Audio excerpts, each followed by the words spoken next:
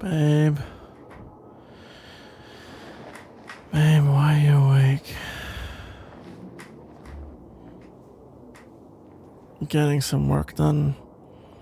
Okay. But, I mean, to say you're working too hard would be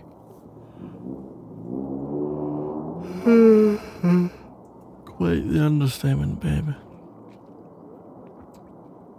Come on, like, surely it can wait.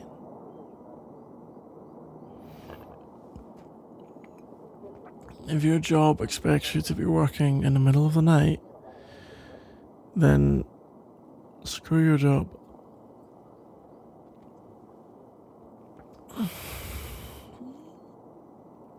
Well, okay, they don't, so why can't sleep? Good old insomnia, is it?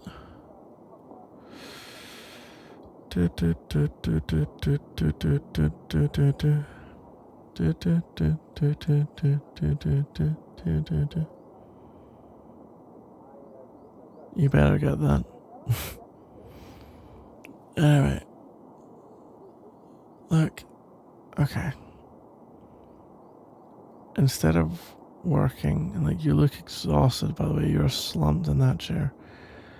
Instead of working, how about you come back to bed and we can just cuddle, okay? And if you don't fall asleep, it's okay, but at least rest. You know, just being up at all hours constantly, it's... I know you're saying this to me, how could you, when you're recording those videos. You know, you'll stay up for 20 hours, 30 hours, just... Yeah, fine, okay, but... Yes, I know you found me at 11 a.m. still making videos, that's not the point. The point is, if anyone knows that insomnia is a bad thing, or that you need to at least rest at some point, it's me, okay?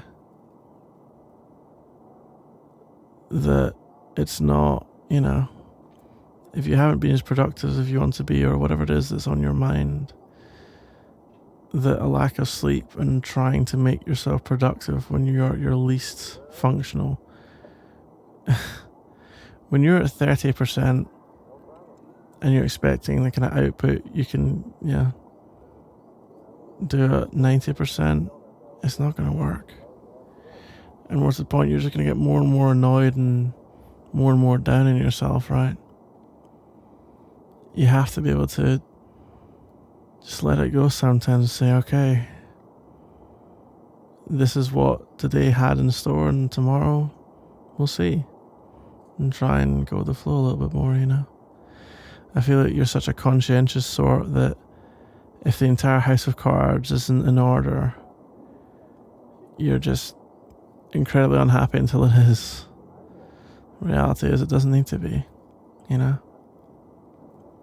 And to be honest with you, and possibly ruin you even more,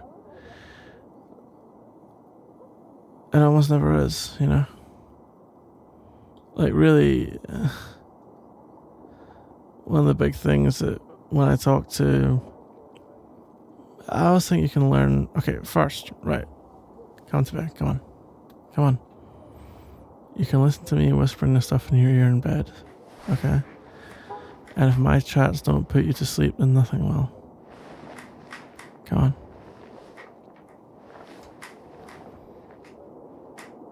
Okay, there you go. Back in snuggy under the covers. Come here a sec.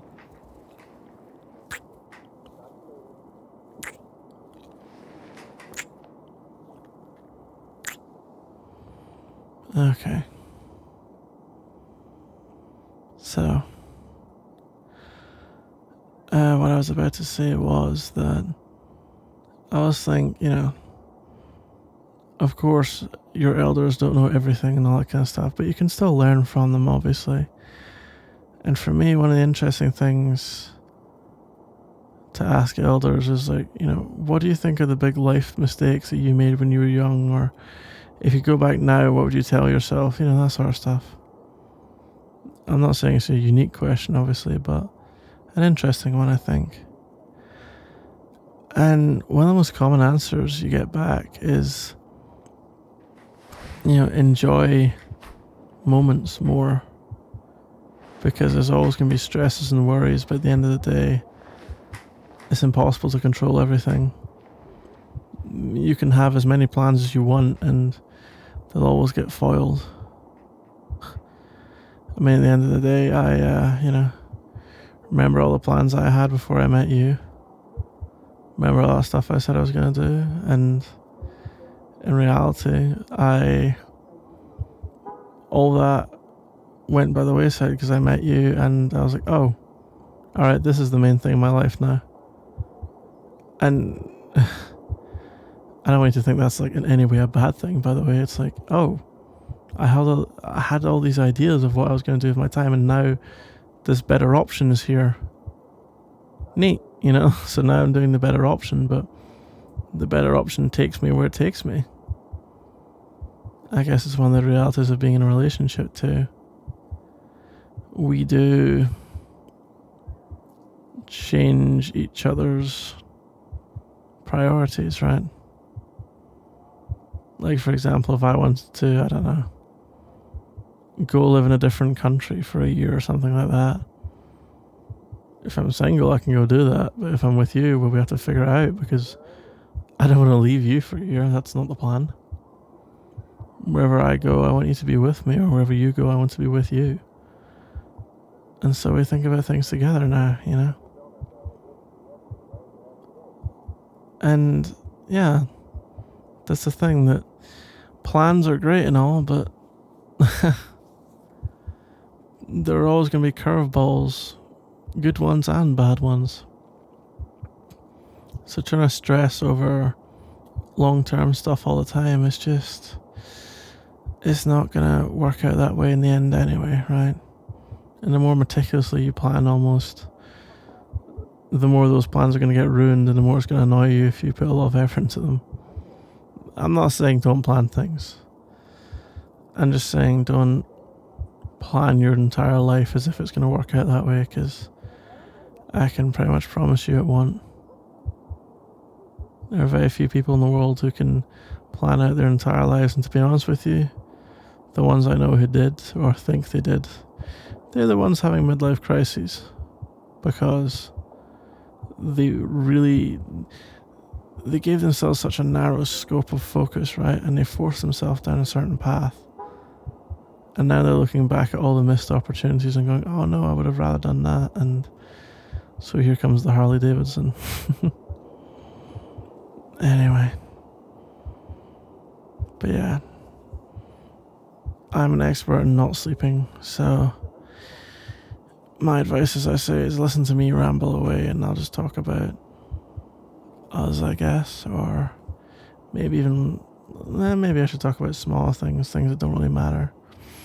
And that way it's just a nice background noise, right? I feel like you always manage to fall asleep in my arms anyway when I'm attentive to you like this and just whispering in your ear. See that little smile? That is the little smile of someone who is actually quite contented, all things considered.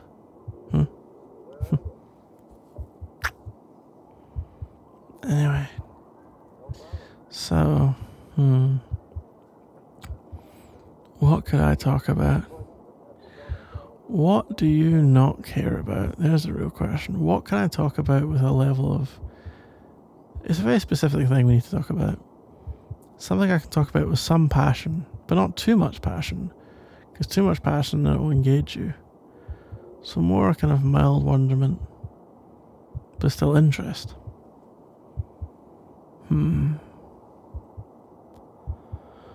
Here's one.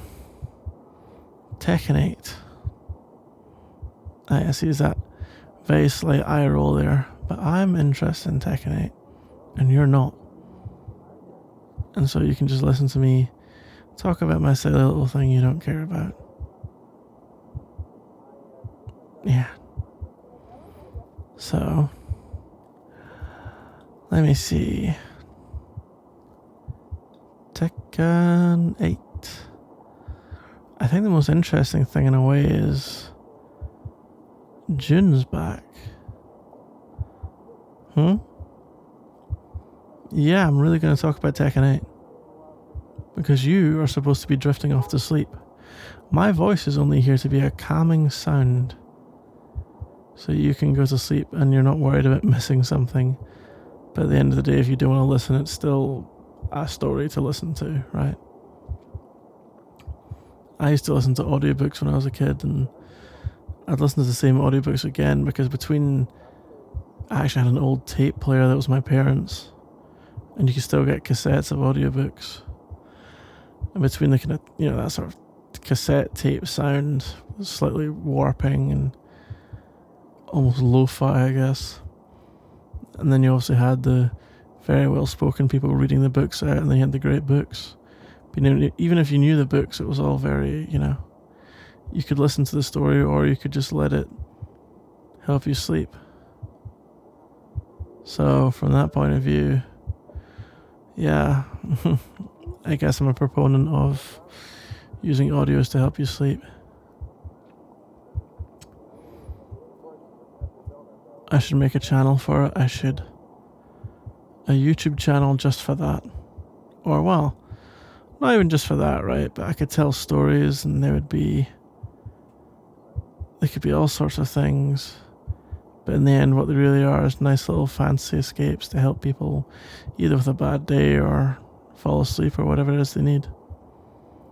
I should really think about that. Well, anyway, for now, it's all about you. And more importantly, it's all about Tekken 8. So, shush, and listen, and drift off to sleep for me, okay? Right, Tekken 8.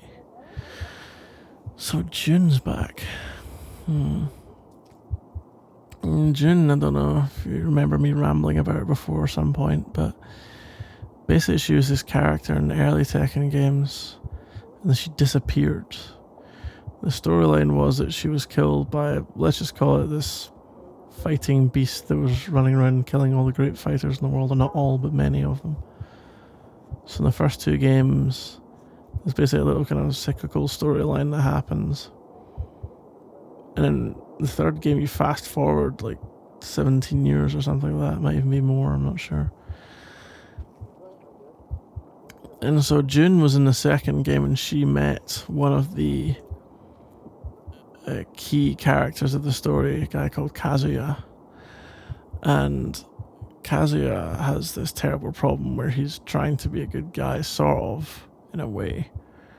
But he's trying not to let his devil gene overwhelm him. And June, who's a very healing kind of person, to say it in the shortest way humanly possible, is sort of attracted to the darkness in Kazuya and trying to help him. So they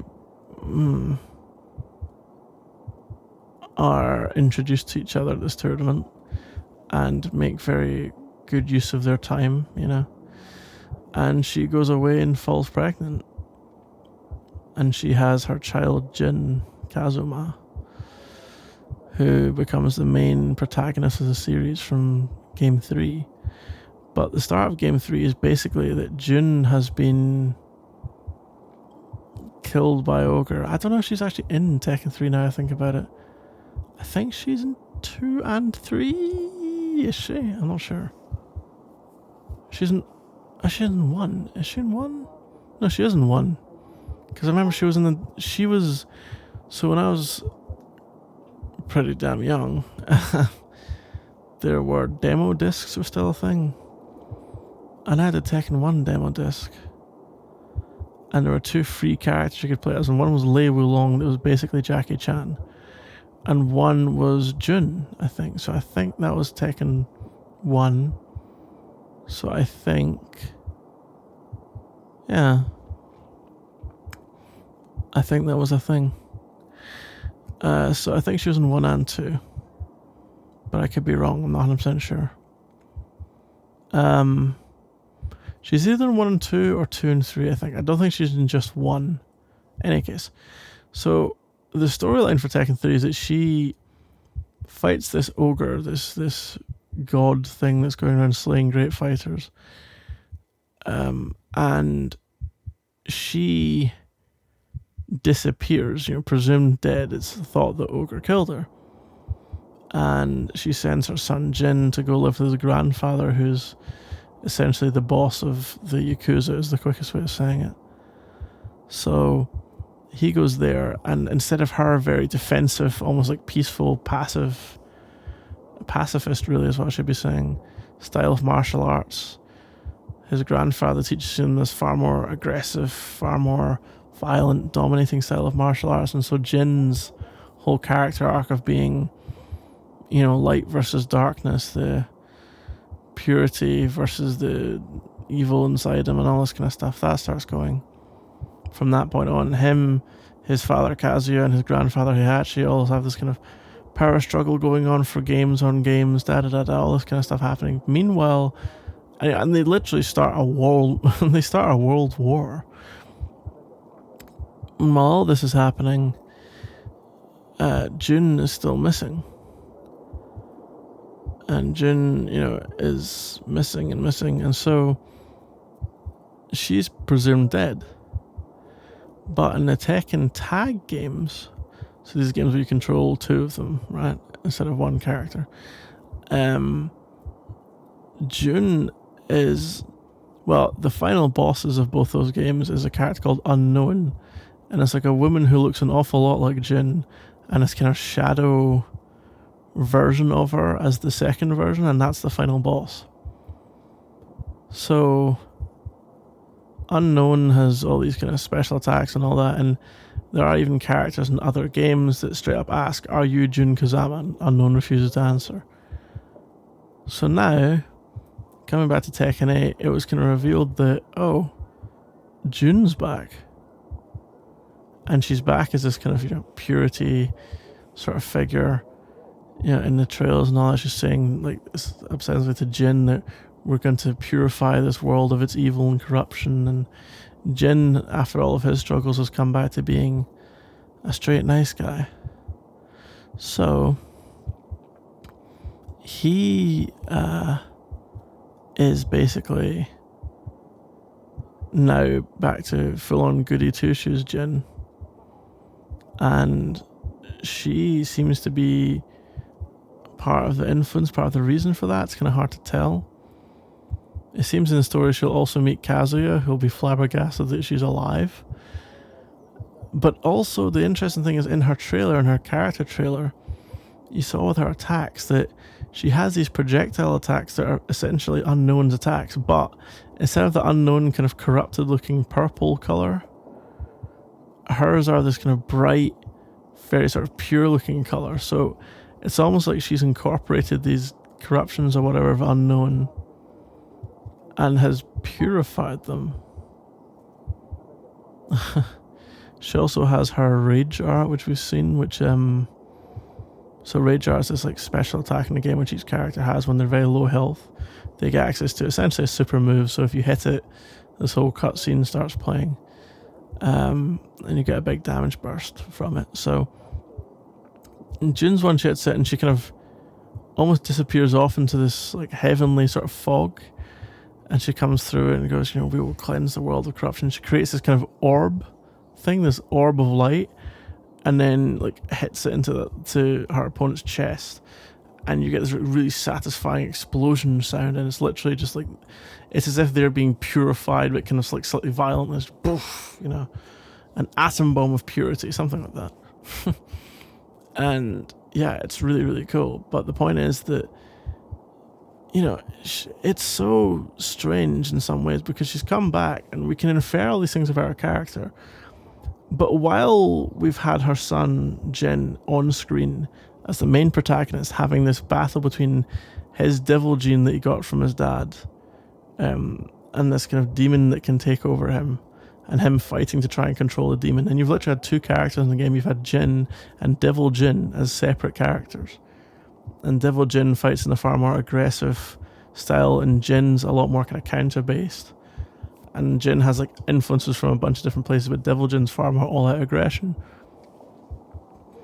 And so you've had Jin have his whole story arc, and basically in Tekken 8 himself, Jin seems to have finally, it's almost like a psychological thing, he's incorporated his shadow. He's got control of Devil Jin. It seems like Devil Jin as a character will be gone, or it seems likely, because Jin now controls that aspect of himself. And we've seen this arc play out right in front of us. And the thing I find interesting is that we can infer a relatively parallel arc with his mother.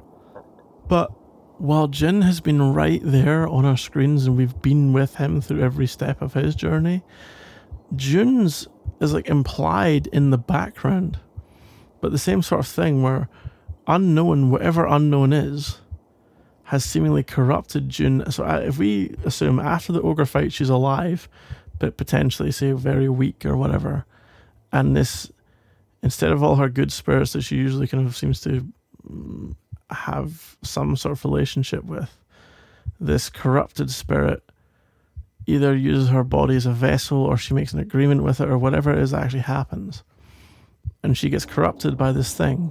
But now she's back having mastered that corruption. So she has this similar arc of Jin where she starts out pure, is corrupted increasingly by some sort of corrupting agent or force, and then masters that corrupting force essentially in time for Tekken 8. And so now Jun's back in the picture, having mastered her corruption.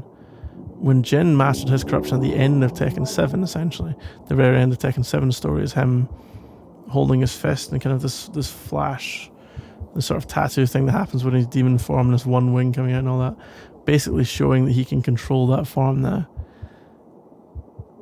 So it's been hinted since the end of Tekken 7, and Tekken 7's been out a long time now, because it was, in theory, a much bigger success than it was supposed to be, certainly as an esport and as a selling game. But yeah, it'll be really, really interesting to see the Jun storyline and how it all unfolds. Like, you've heard my guesses, my inferences based on what we know, but yeah, they might go something different. They might retcon some stuff, I don't know. But it's really interesting in any case. And now, for years, the big fight in Tekken was really Kazuya Heihachi. Even though Jin was the protagonist, the big fight that had been there the whole time was Kazuya and Heihachi. But Kazuya at the end of Tekken 7 essentially kills off Heihachi, and if you know anything about that story, they both seem to have killed each other off so many times. But this time Heihachi seems dead. Another word coming out of Tekken 8 is, yeah, he's dead. He's actually gone this time. He's really gone for realsies. Now, I think that he won't be in the main roster. He won't be in the first original game, right? But when it comes time to DLC, I find it very difficult to believe that there will not be a Heihachi DLC. He's such an iconic Tekken character that they'll bring him back as DLC, I think. I really do. In any case. But he's, in theory, gone. And so now Kazuya's sort of taking his place as the ultimate big bad. And Jin is fighting against him, but his mother's purifying influence is going to help him fight on the side of good rather than sort of an evil versus evil that it was with Kazuya and Heihachi. Meanwhile, all of the other characters and all of their other respective storylines are still going on. It'll be interesting also to see who actually makes the base roster, because Tekken 7, by the end of the DLC, you had a lot of characters, and there's no way they're putting all of them to Tekken 8. Even if Tekken 8 has a big roster, it's not going to have all of them. So some we already know about at this point, like for example, Gigas is definitely gone, because Jack has inherited a lot of Gigas' more interesting and better moves. So Jack is now like a Gigas Jack hybrid. And there's other moves. Funnily enough, JDCR seems to believe, if you listen to him talking about it, that there's a lot of moves that look like Dragunov's going into other people's kits, which in theory could be the end of Dragunov, but we'll see. You must have fallen asleep by now, surely. When you are all cutely curled up there. And I feel like if I was talking like this and you weren't asleep, you would have probably had some facial expression reaction. So from that, I'm going to use my gigantic brain To infer that you're fast asleep now, which is an awful lot better than you slaving over that computer.